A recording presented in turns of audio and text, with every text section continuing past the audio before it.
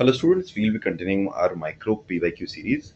In this again, we look at the most important question which is frequently asked on gram staining. If you follow all my PYQ series, you would be able to easily pass in your prof exams.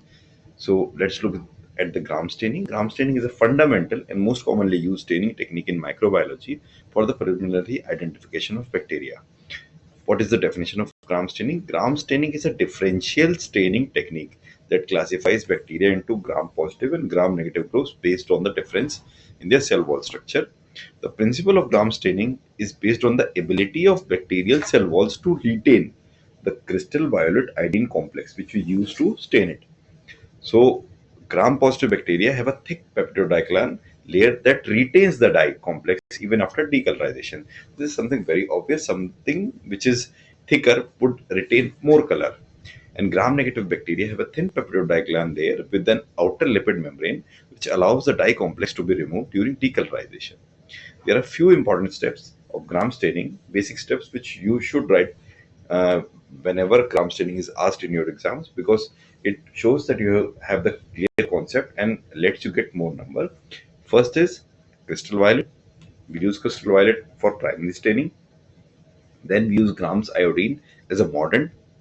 Third, alcohol acetone is used as a decolorizer.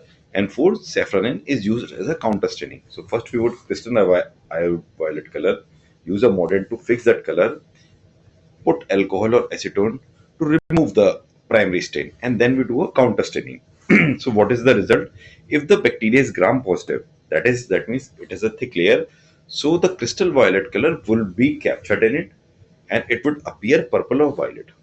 Whereas in the case of a gram negative bacteria, since the thin peptidoglycan layer does not retain any of the primary stain, it would appear pink or red due to safranin.